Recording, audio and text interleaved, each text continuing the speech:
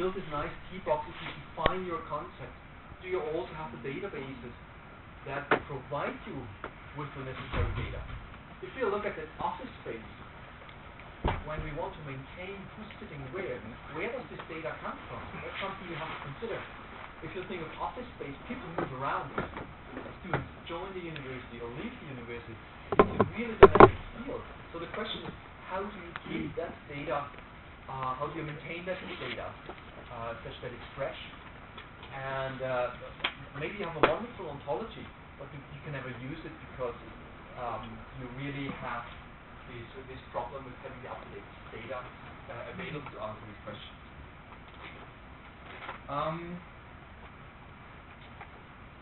Conceptualization. So now we know what we want to solve, what kind of problem we want to solve with the ontology.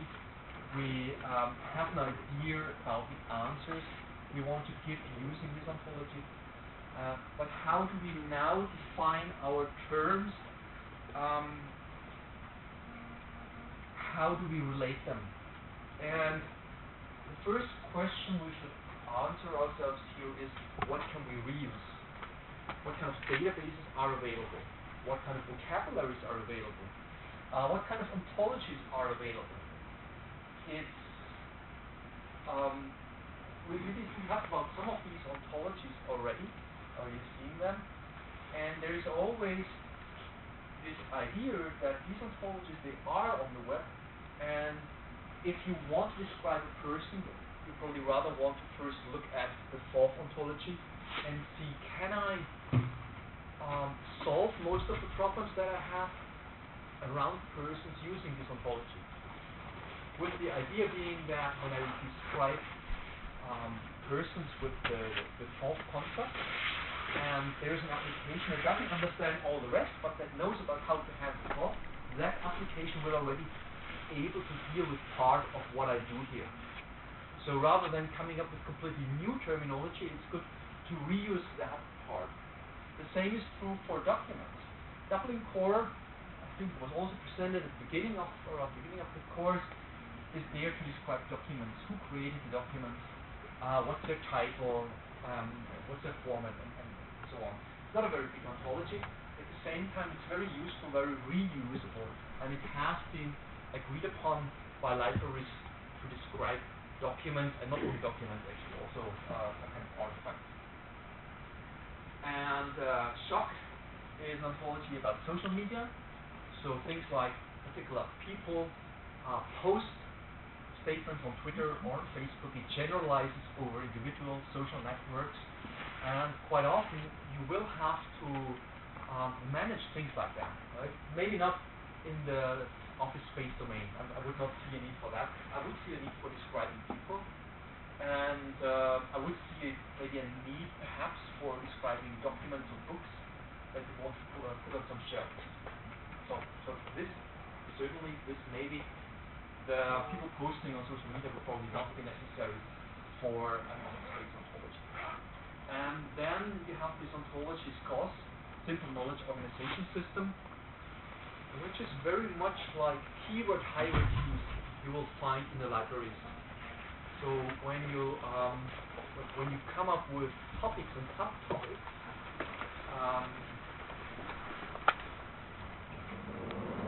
then you might have a keyword hierarchy that would be, for example, car and engine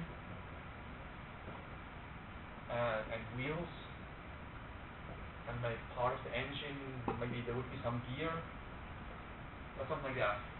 What are the relationships between these different terms here? Would this be a subclass of? Would this be RDF type?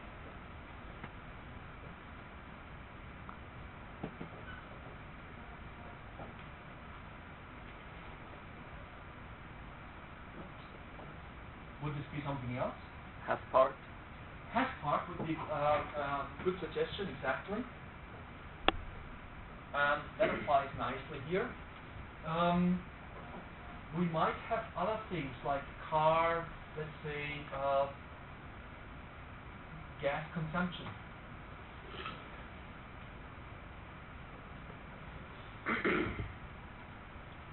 And other aspects, maybe some taxation around some car.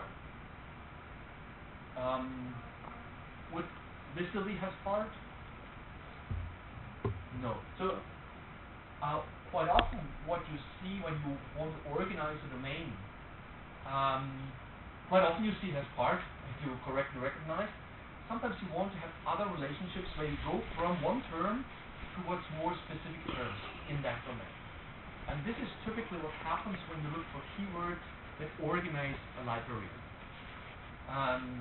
You would go, for example, from all of the library towards science or towards religion, and in science you would go towards biology and physics. And this is not really HasPart or subpart. It's just narrower than or broader than. So typically, you might say here, wheels is a narrower topic. Doesn't work anymore. Narrower topic than the term above.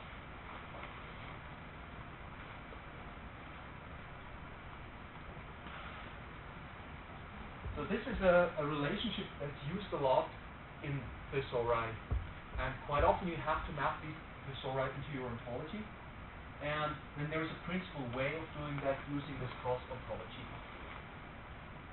And it is not exactly subclass of, it's not RDF type. Sometimes it is HasPart, but it's when you take these kind of keyword hierarchies quite often. It's narrower than, or in the other direction, broader than relation. So that's something you want to reuse quite often. Or in e-commerce, there's good relations, or I guess you have seen schema work before for organizing metadata on the web. So you should think about, I have now this domain office space. I certainly have to talk about people, so I might want to use auth. I'm not sure I need that really. Probably not, right? So maybe certainly this, maybe this not. So this asking this reuse question helps you to save time, and it helps application development because there are so many applications that already understand part of such an ontology. Okay, then you have to identify the concepts to include in your ontology. I already yesterday told you when you write down the competency questions, you can directly spot concepts that you have to model and relationships. And yeah, the competency questions thus will give you such kind of concept. Maybe your competency questions are not complete. I mean, it's hard to think about all the different questions you might want to ask towards an office space ontology. So you might, thinking about the domain, come up with further ones. It's important then to come up with unambiguous names and descriptions for these classes. And the next slide deck on conceptual modeling will go a bit into this. And of course to have some sort of agreement. Agreement may be quite difficult depending on what the ontology is for. I once engineered ontology for our department in Karlsruhe University, and the ontology was very political. That's also something one might not expect necessarily, because we wanted to have a nice ordering of the world, right? So like the consideration what's more general and so. But then the ontology was also offered as a navigation device. And the department description, of course, when you think of that's offered to the outside world as a navigation device. What happens? Everyone wants to show up first. So, and if you then organize the ontology and some topic would appear very deep down, hidden in the hierarchy, and people would be not very glad if you have to click 10 times to see them. So what appears at what level in the hierarchy would certainly become a political topic. I mean, that's not always the case, but it was like something I didn't expect. Yeah, and then it's quite good to first sketch a picture of like what your ontology would be. So let's do that for the office space ontology. would be such a picture that we could sketch? What would you suggest should we include in such a picture? The idea of this picture, whether it's a mind map or whether it's just graph structure, is that you first sort of like have a sketch, a rough sketch of what your space should look like. So what would you put into this office space ontology? What terms or relationships?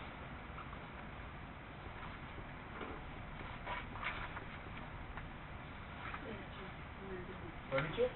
Yes.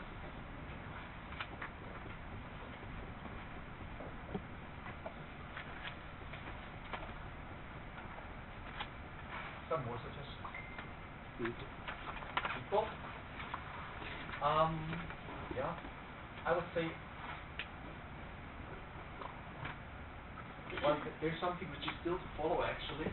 I use person, and why? Because we are supposed, when we want to model instances later, we want to talk, for example, about myself, about Stefan, as an instance. Now I'm an instance of person, but I'm not an instance of people. Right?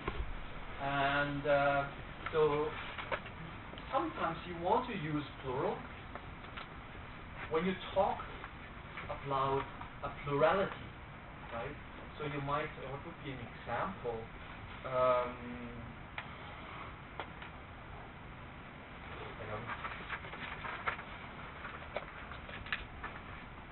Maybe you would, I don't have a very good example right now in my head. When we talk about shifts, when we talk here as an instance about a certain fleet, so this would be rather a set, and this would be a set of sets rather, something like that. It's not the best example, I don't like it so much. Just try to give you this distinction that when I talk here about an individual, I really want to use something as a class name which is typically a singular noun. Okay? What else? Stationary. Okay.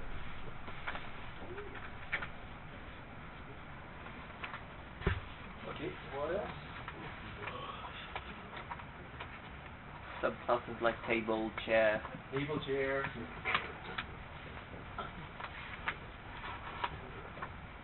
Okay, and of course we could already start to sketch some of the relationships, right? So table and chair probably would be some sort of subclass. So I think you get the point that it's not a very complicated thing. You have to just think what would be the relevant things you have to provide. And of course you can already sketch at corresponding levels. You can already talk about the person, maybe uses some furniture, which could be table or chairs. Maybe you could eventually also describe that a person needs to have at least one chair and stuff like that. Okay?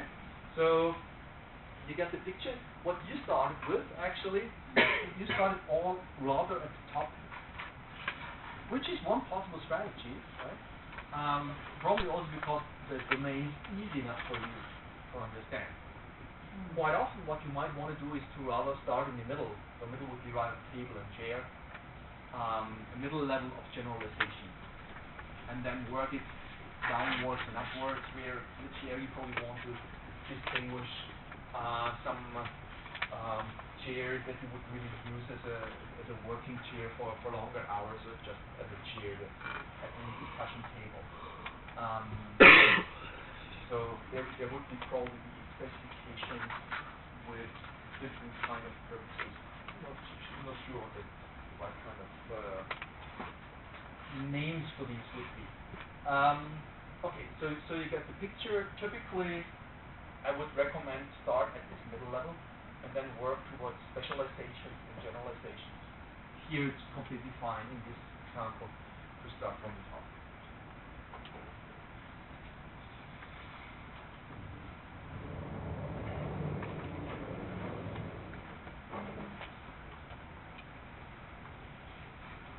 When we reuse ontologies, one difficulty is that the infrastructure is still not perfect to reuse ontologies. when you work with Protégé, this tool next week, it has some support. For example, you can directly type in some names like creator, and you're offered the Dublin Core terminology, Dublin Core creator as the name of the property. So some of these very heavily used ontologies are part of such a tool set, but that's not true for an arbitrary ontology that might be relevant in your domain.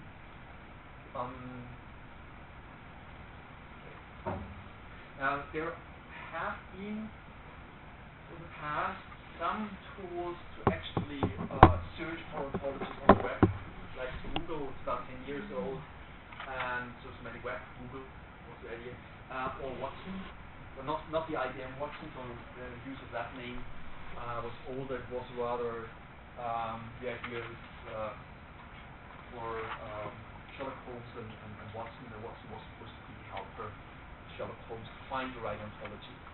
And later on there came the IBM Watson system, which is now much more famous, of course. I would not say that they are really perfectly working right now, but you might want to check them out. Or maybe you want to build a bit of Havana one, actually. A lot has changed since these were crafted. And there are certain libraries, for example, on the Protégé website that you also might want to use.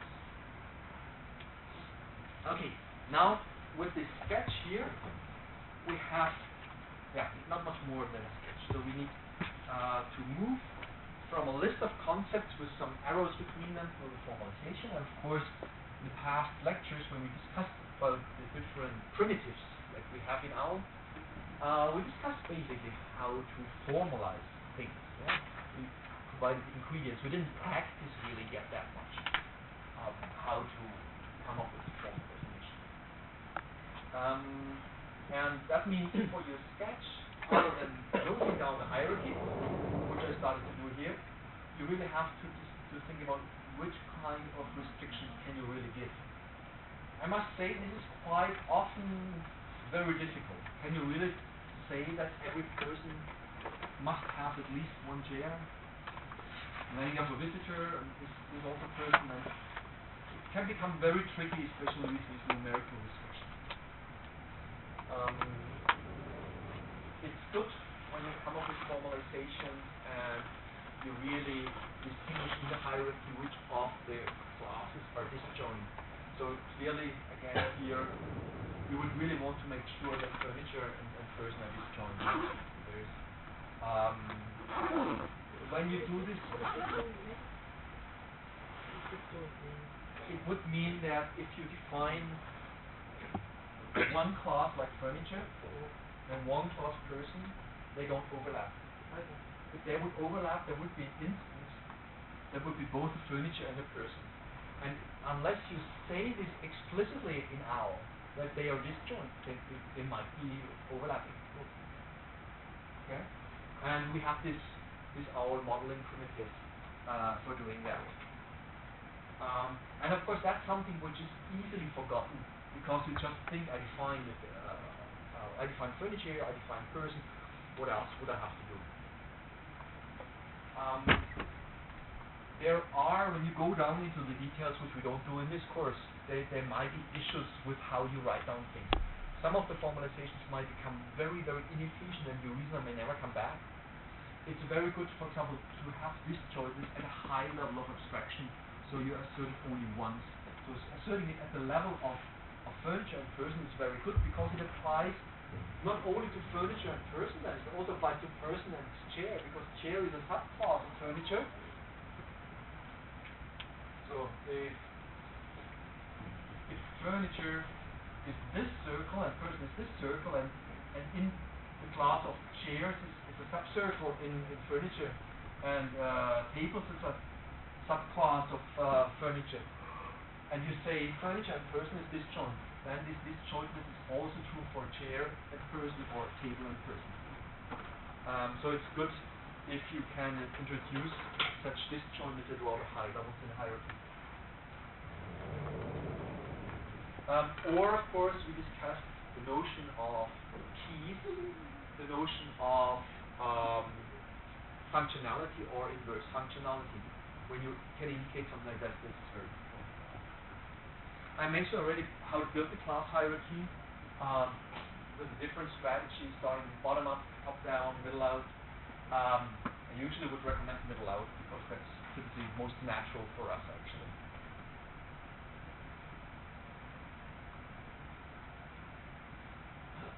Here, another example for the middle out approach. We talk about staff, student, and university. Our domains would be fine. And then we could generalize on one hand to person and an organization, and on the other hand, having more specific versions of staff or more specific versions of student. When you do the engineering, you should also think about following some practice of how to write things. Now, the reasoning engine does not care how names are written, as long as it is allowed syntax. But you have to look at this ontology again and again and again. And maybe worse, someone else has to look at this ontology. So if you obey certain conventions of how to write down things, it's easier for another person who looks at the ontology to understand what they encounter. Simple example would be to capitalize each word in a class name. For example, to have pet food. Right? What is the advantage of that? Well, it's maybe a bit easier to read than this version. When you look at it, when you have a class name and you start with capital, and you always do that, it may be good to distinguish that from a relation like pet owner when you decide that a property always starts with a lowercase. So by introducing such a naming convention, starting properties with lowercase, starting classes with uppercase, you add some readability to the ontology. And then, of course, you could, write something like with capital cases, pet food, or pet underscore food, or yet something else. It's good to follow one convention. So I like the capital case a lot. Other people would maybe rather use this one. But it's good to follow one naming convention. Otherwise, someone who looks at the ontology will scratch his or her head and wonder why it thinks in a certain way. The reason doesn't care whether you write it like this or like that or like something else.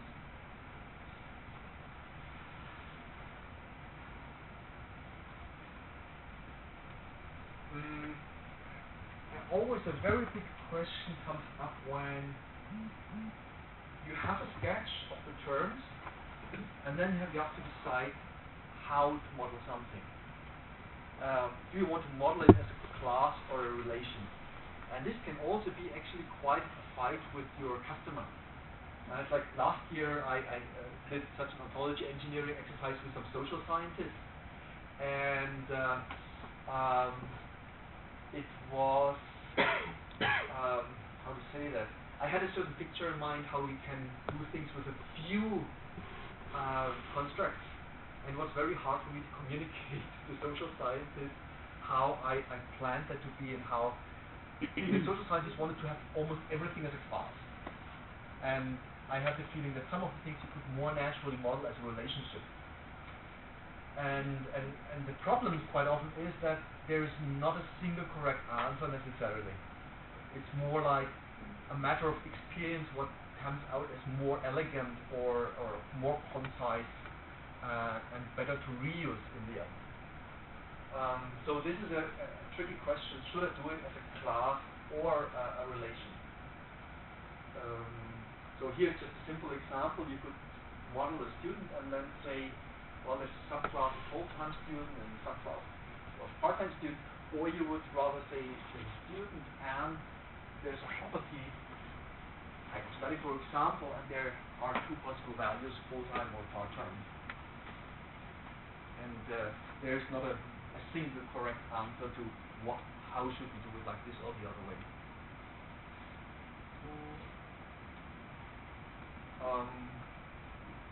There is one rule of thumb here, that if you do subclasses, but these subclasses don't have any new relationship, then maybe it's not a good decision to do that.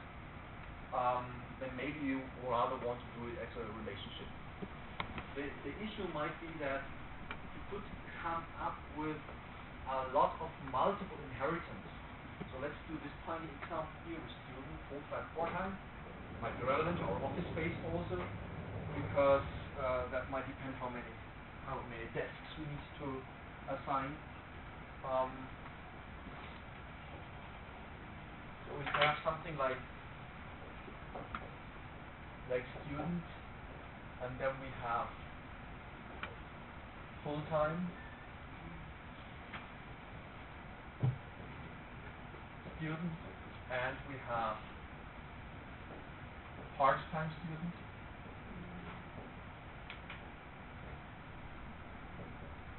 And then we want to have something like graduate student or undergraduate student.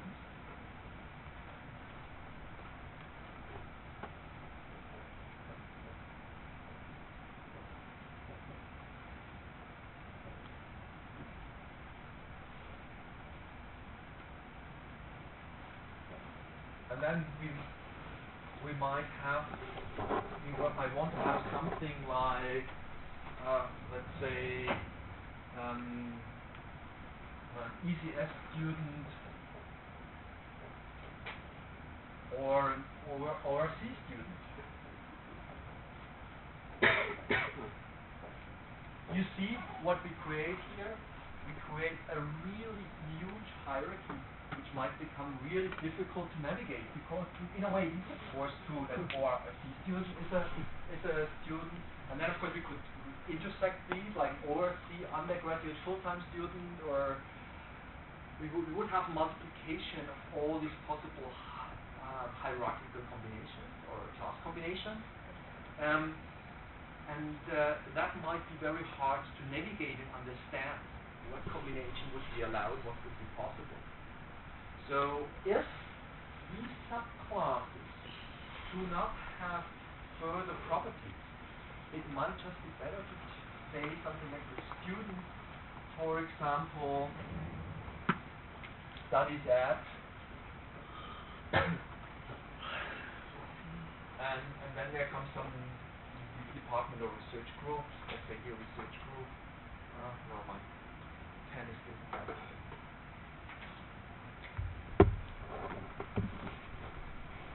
Research group, and then there are instances here, and there would be, for example, ECS. Well, ECS is not a research group, rather a research unit, I should say, sorry. ECS would be one here.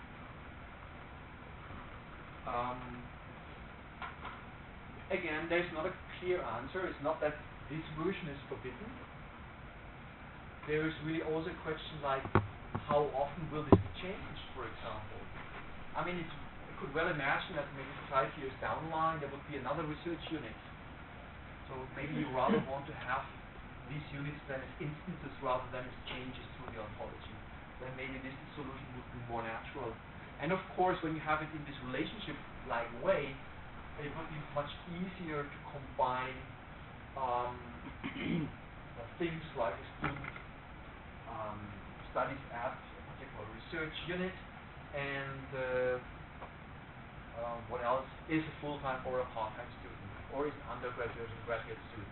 Now for undergraduate and graduate students, I guess it would be sort of natural to make it as subclasses, because you would have other kind of constraints, right? So the graduate student might not have to visit any classes anymore after some time, or graduate student always will, or writing thesis. So there are implications about graduate and undergraduate students that you might want to capture.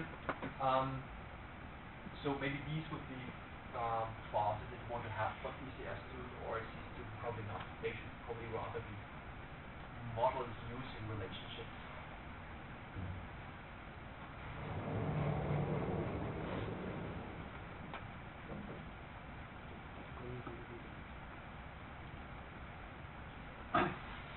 The other question that we ran into already when we did the meta modeling, the punning thing, was is it a class or is it an instance?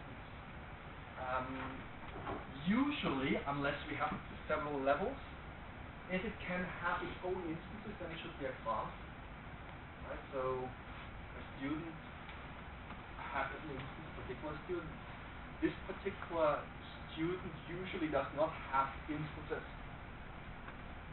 I mean, we could think about doing this. We could think about John Smith at the age of 10, John Smith at the age of 20, John Smith at the age of 30. It would be a bit unusual modeling. We could think about it, but usually we wouldn't do that. And then when we have instances, it would be quite natural for instances that they change their properties. John Smith certainly gets older, finishes at green, and so on. So it's natural that John Smith would rather be an instance, and over time that instance changes its property, while student as a class is always described by a student studies at some place, whether it's university or school. And of course, if something has its own subclasses, then it should be a class. Right? If I want to describe a set of things and subsets of things, then it should be rather a class. And then when I look at the classes and the hierarchy, I'm always supposed to do this test. When I have here the hierarchy, that hierarchy is transitive. A car is a vehicle is a transport object, so a car must be a transport object. And when I build a hierarchy, I can always ask the question, is it true that a car is a transport object? If not, then I have done a modeling mistake. The same is true if I now say my car, it's a car, is my car now also a transport object? Again, if you have an instantiation of this thing, then this instance of car must also be an instance of vehicle, must also be an instance of transport object. And again, if that's violated, we recognize that we've done a mistake. We could easily do such a mistake if we mistakenly model this as a subclass hierarchy, because then we would look at, say, okay, the gear in my car is an instance of a gear. Is it also an instance of car? No, the gear in the car is not an instance of car. It's only an instance of gear.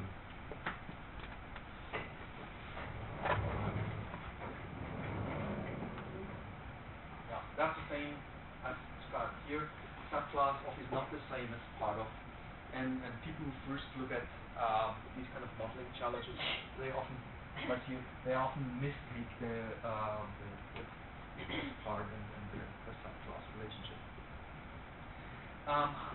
Class hierarchy clutter. We already saw some of them with the ECS students or C students and so on. And here is another example of such class clutter. Typically, ontology should also be good to browse, to navigate, to understand for a human reader. I mean, the ontology is there to be machine understandable, but it's not only about machine understandability, but also about people who use the ontology to understand what the terms mean. Now, if we have here below staff hundreds of concepts, it's very hard to understand what they all mean. So, when we turn this into something like this hierarchy here, we get a better understanding. Now, it sounds a bit trivial here in this context because we know these terms so well. But obviously, let's say you're working in gene analysis. You have this gene ontology with 20,000 concepts. You will not know all the classes. If you're a medical doctor, you have 1 million concepts. You will not know all the disease. You will not even know all the anatomy. Right?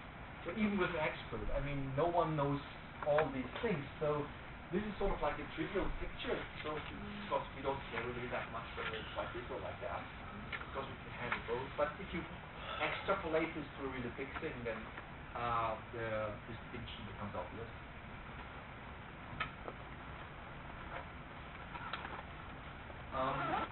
Then you have these relations, and then there's the question, where do you point relations? So you want to, let's say, establish relations here, that, some academic advice to some student or something like that, where do you point these relations?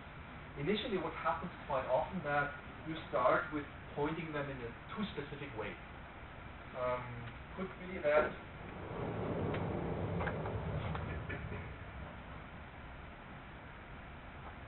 let's say here we have person, and then we have here some academic staff, and we have here some lecturer, and you might say first that, well, academic staff needs a chair. And maybe that's how you start your conversation, and then you recognize, well, there are other people here, there are students and technicians, and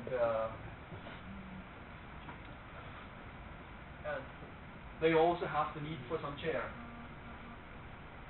So rather than pointing from all these different classes, you rather point from person and says each person or each staff here really needs a chair, and then we can delete these more specific pointers because this relationship will be inherited from the upper class to the lower ones. Even here, you could of course think like this needs relationship, is this pointing only to chair or is it pointing to furniture? Well, only having a chair is a bit awkward in an office space. So maybe you could think about saying each person needs furniture, but then if you want to say something like each person needs at least one chair and at least one desk, then of course you would have to be able to say that. Of course, the nice thing would be we could say here person uses or needs furniture, and then we could go and use in R02 the qualified cardinality restrictions and say that a person is a subclass for which we really need something which is a chair, and also something which is a desk.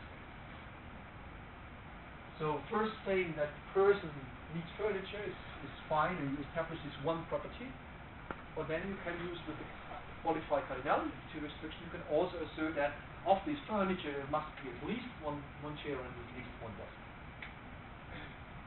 So basically you have this property at a rather high level, and then you use all to say more specifically what are the parts that are needed.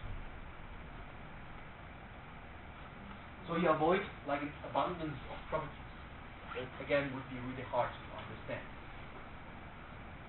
Well, of course, what you don't want is only have one property for everything. You could do that. So this is a generic property between person and furniture, between person and other person. That's of course not something you want to do. You still want to say that, a student has an advisor, for example.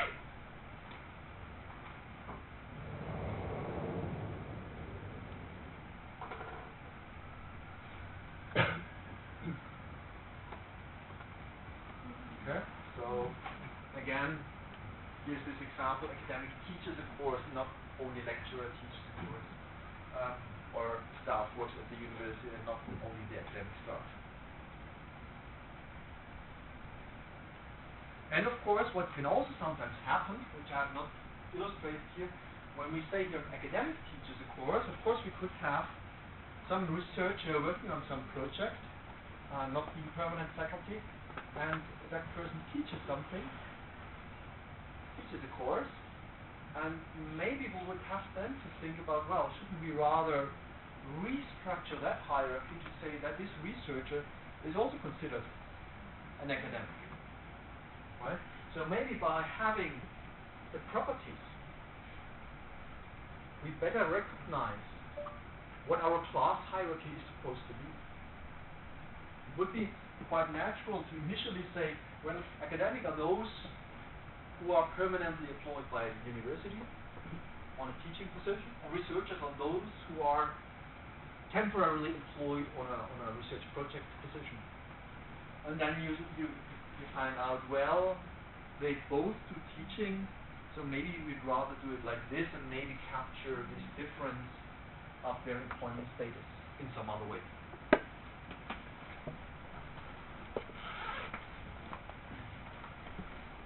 Okay, when you implement that, well, of course you need to choose a particular language, particular editor. So we will use Protégé, which is an open source, has a long history of development behind it, almost 20 years. And well, when you do what we have done here on the whiteboard, edit the class hierarchy, add the relationships, add the restrictions on these relationships, like that everyone needs at least a chair in the bed, together with the cardinalities, and of course always run your reasoner to check that your ontology is consistent. Maybe also do that test and insert something which shouldn't be there. Yeah, so you could insert an instance and say this instance is a chair and a person, and hopefully your ontology reasoner would say, nah, that can't be. So it's also good to sort of like have some testing of something you don't want to have. And of course then you have to delete this again from your ontology. You come then into evaluation. So already like the ontology editor and the reasoner helps you quite a lot. I mean, we did all these things about OWL2. I must confess to you, I cannot read this I cannot write OWL2 in XML RDF syntax either. Right? I would do a lot of mistakes. I know the concept, I can write the mathematical notation, and then I can use with this knowledge the Protégé editor, and that writes it in the correct XML RDF syntax. So that's also the way how I use it. If you use it, there are kind of other tools where you can, if you don't use Protégé, there are other tools that can help you to ensure you have the right syntax. When you evaluate, well, you have to check whether the result corresponds to what you need. What you need is described in your specification, in your competency question. So you start with the beginning and check whether your result fits to the beginning what you have, fits to the competency question, whether you can answer what you want to answer. For example, asking Sparkle questions. We have not had Sparkle yet. We will have that in the course. You can basically ask the reasoner a question and the reasoner will tell you something. And that's hopefully the reasoner will allow you to ask questions that correspond to your competency question. And then maybe you have to either add things because they are lacking, or I mentioned already, maybe you have modeled it in a way that makes the whole reasoning procedure very inefficient. If you could specify for every pair of disjoint classes their disjointness, that's possible, but that, for example, as just one example, puts the reasoner, makes it very inefficient for the reasoner. While if you just say person and furniture are disjoint, that's a very small statement that's easy to handle for the reasoner. Just for the very last slides here, document what you do. It's very hard later on to know what you have done, what design decisions you did, for which reason. And there is a kind of a template of how to do this. Template how to document your conceptual assumptions, your terminological assumptions, or your definitions, why you included things in the description of a concept, and use examples, because they are usually best to explain what they call when you decided about how you have your approach. Okay, there are some more pointers here that are not so important. To summarize, it is a process, it is like kind of a workflow. It is not unusual that you have to go many times over this workflow. It's quite easy that you end up in your evaluation and you miss something, so you have to start from the beginning. But I had some competency questions maybe that were not comprehensive enough. And the big issue, of course, for you will always be that there is not a single model that really does it right. And even experts get it wrong, are not consistent with how they model things. I always like this example.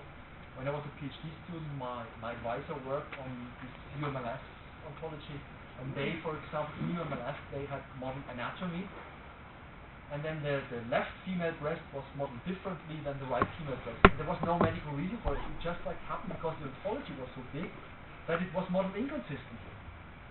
Right? Or they would have cycles in the ontology. And it's just like was that the ontology was so big, it was very hard to understand for this modelers. And yeah. So that's why you have to test and run the reasoner and hopefully find these things. Okay, let's finish here, and Wednesday, Thursday, Nick will make you another special toolkit, and then we'll also get into some more practical applications. I hope that makes it all much more likely for you.